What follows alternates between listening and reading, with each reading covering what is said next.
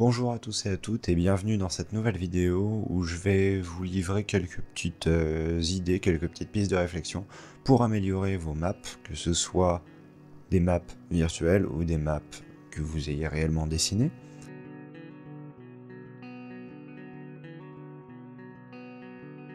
J'avais abordé vite fait le sujet dans un pseudo-vlog, je dirais, mais j'ai trouvé que je l'avais pas du tout développé et il y a quelques petites choses que j'aimerais adresser là-dessus. Donc ça va être une vidéo volontairement pas très longue où je vais juste donner quelques petits conseils, quelques petites idées. C'est absolument pas à suivre, c'est absolument pas obligatoirement à il faut faire comme ça parce qu'il a dit. C'est juste des pistes. Voilà. Sachez que pour faire des maps de jeux de rôle, vous n'avez pas besoin de savoir dessiner en tant que tel. Vous pouvez faire des maps en numérique si jamais vous utilisez des utilisateurs tels que Roll20, mais surtout, vous pouvez très bien dessiner des maps pour vos joueurs sans avoir spécialement de notion en dessin. Ce qu'il faut, c'est juste une certaine rigueur, dans le sens qu'il faut que vous vous définissiez des figurés. Ce que je veux dire par là, c'est que pour chaque élément que vous allez placer, vous allez vous définir un ou deux figurés différents, une ou deux manières de représenter la chose, et ensuite vous allez appliquer ce figuré à chaque endroit où l'objet apparaîtra. Cela vous permettra en fait, tout simplement d'avoir une continuité, d'avoir une uniformité graphique qui rende correctement votre carte même si vous n'êtes pas très bon dessinateur, et surtout, ça va permettre à vos joueurs de ne pas être perdus, parce que quand ils vont voir un saut, que vous leur avez expliqué la première fois que c'est un saut, s'ils revoient une deuxième fois la même représentation, ils vont se dire c'est un saut, ils ne vont pas se dire c'est un arrosoir. Un conseil général que je vous donne, et que j'avais un petit peu donné dans le vlog, c'était de faire un brouillon. Pourquoi faire un brouillon? Tout simplement parce que déjà ça vous permet d'avoir une première idée de ce que vous allez faire, pas partir directement et ensuite regretter certaines choses, et aussi réfléchir à une certaine logique d'organisation. Par exemple, l'agencement des pièces, l'emboîtement des pièces les unes dans les autres. Généralement, c'est très rare qu'il y ait des murs de 2 mètres d'épaisseur quand à côté vous avez un mur de 30 cm d'épaisseur, le mur de 2 mètres d'épaisseur étant un mur juste pour remplir du vide. Généralement, les pièces sont côte à côte, sauf s'il y a une bonne raison de faire des murs très épais. Mais dans ce cas-là, justement, c'est justifié et vous pouvez le justifier auprès de vos joueurs, et donc du coup, ça rajoute encore de l'immersion. Par exemple, ce mur est épais, tout simplement pour empêcher la créature à l'intérieur de s'échapper en fracturant les murs, là où des murs simples ne la retiendraient pas. Alors, tout d'abord, ce qu'il faut vous dire, c'est que vos maps doivent répondre à une certaine logique de création. Qu'est-ce que j'entends par là? C'est-à-dire que, suivant ce qu'il va y avoir dans votre environnement, votre carte va être différente. Par exemple, si vous faites une carte, mettons, d'un cachot, si jamais le cachot est abandonné depuis longtemps, ou s'il est encore utilisé actuellement, vous allez avoir une différence en termes des éléments qu'il va y avoir dedans. Par exemple, un endroit où il y aura eu des animaux pendant un certain temps, bien, il va y avoir des excréments, il va y avoir des restes de paille, il va y avoir toutes ces choses-là qu'il va falloir faire figurer. Là où à l'inverse, si c'est un endroit abandonné, bien tout simplement ça peut être vide, il peut y avoir des tas de pourritures aussi si jamais ils ont été laissés. Bref, pensez Skyrim. Pourquoi je vous dis ça? Quand vous vous promenez dans Skyrim, ce sur quoi vous tombez généralement, lorsque vous vous promenez au gré de vos pérégrinations, vous tombez sur des tables, vous tombez sur des étagères. Et tout ça, c'est pas vide, il y a des éléments dessus. Il y a de la nourriture, il y a des restes de nourriture, il y a de la nourriture moisie des fois. Et ça dépend justement des endroits où vous allez. Si jamais vous allez dans un endroit où il y a par exemple des vampires, vous retrouvez les fameuses taches de sang qui vous indiquent ça. Pour vos joueurs, si vous mettez ça sur vos maps, c'est autant d'indications qu'ils peuvent utiliser, et donc du coup, des interactions avec l'environnement qui le rendent plus tangible, plus réel, en plus de votre description pour mettre l'atmosphère tout simplement.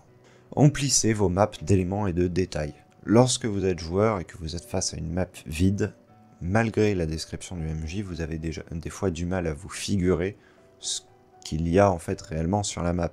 Ou alors sinon, vous pouvez être tenté de vous dire il n'y a rien d'intéressant dans la map. Tandis que si vous noyez sous plein de détails, pas trop non plus pour ne pas surcharger, mais si vous noyez sous un certain nombre de détails, le joueur va se demander à quoi sert quoi. Et il y a des moments où il va se dire que tout n'est pas forcément utile. Et là, vous allez pouvoir jouer sur le fait de cacher des choses. Parce que sinon, si jamais vous ne mettez que quelques éléments, genre mettons 2 éléments par pièce, le joueur va se dire « Ok, il faut que je fouille là et là ». Et il n'y a rien de plus bah, un petit peu dommage que le fait que tout soit linéaire, que ce soit je rentre dans la pièce, je vois qu'il y a un point d'intérêt là-bas, j'y vais, je fouille le point d'intérêt, je récupère ce que j'ai à récupérer dans la pièce, je m'en vais. C'est une chose qui peut être très utile pour des moments où vous voulez accélérer la narration parce que vous estimez que vous n'avez pas trop de développement à faire dans cette partie-là, mais le faire tout le temps, à la longue, devient un petit peu une routine, comme, je sais pas si vous avez la figuration, mais le fameux porte-monstre-trésor qu'on avait à une époque dans Donjons et Dragons, qui était, vous ouvrez une porte, il y a un monstre, vous tuez le monstre, il y a un trésor, vous récupérez le trésor, vous retombez face à une porte, vous recommencez. Qui, à la longue, quand vous faites du jeu de rôle, et a fortiori quand vous faites du narratif, devient un petit peu redondant, usant. Bref, je ne saurais que vous encourager à mettre plein de petits éléments sur vos maps. Marquez vos murs et vos perspectives, marquez-les, et marquez-les bien.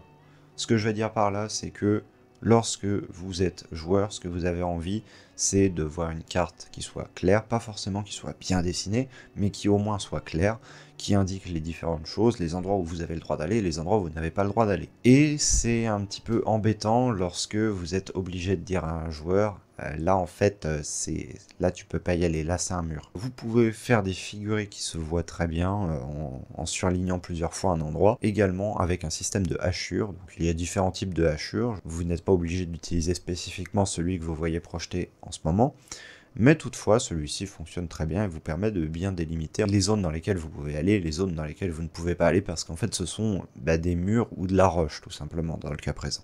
Jouez, si vous le pouvez, également sur des altitudes différentes, afin de permettre à vos joueurs de jouer avec l'environnement. En situation de combat, les joueurs aiment bien pouvoir jouer avec « il y a une colonne, je me cache derrière », « il y a un petit trou ici, je vais m'y réfugier », il y a une différence de hauteur pour être en surplomb par rapport à la créature que je vais attaquer, et donc pouvoir la frapper plus facilement alors qu'elle va avoir plus de difficultés à me toucher. Un des derniers conseils que je vous donnerai pour vos maps, c'est de vous inspirer.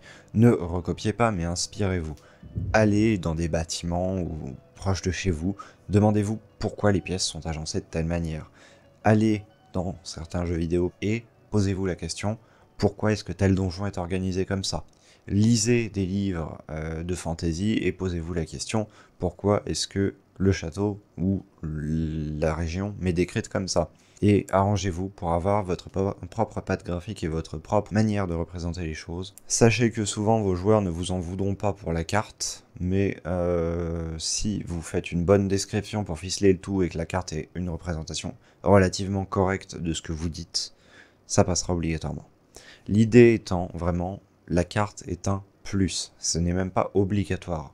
Vous pouvez faire des JDR sans carte. Mais toutefois, personnellement, je trouve qu'une petite carte, même sommairement dessinée sur un bout de papier, est plus claire pour expliquer dessus que tout simplement se reposer sur des explications orales. Voilà, donc comme je vous l'avais dit, c'était quelque chose de très court parce que je n'avais que peu d'informations à apporter sur le sujet. Et en tout cas, j'espère que ces quelques conseils vous auront été utiles. J'ai essayé de les condenser de manière à ne pas vous assommer d'informations. C'est là les conseils les plus évidents que j'avais à vous fournir. Je sais très bien, j'ai dû en oublier, je pense bien. Maintenant, justement, vous pouvez compléter si jamais l'envie vous dit dans les commentaires, afin d'aider d'autres personnes. Quoi qu'il en soit, j'espère que ça vous aura aidé ou vous aura fait vous poser 2-3 questions sur vos propres maps. Et je vous souhaite de très bonnes choses d'ici une prochaine vidéo. Salut, salut!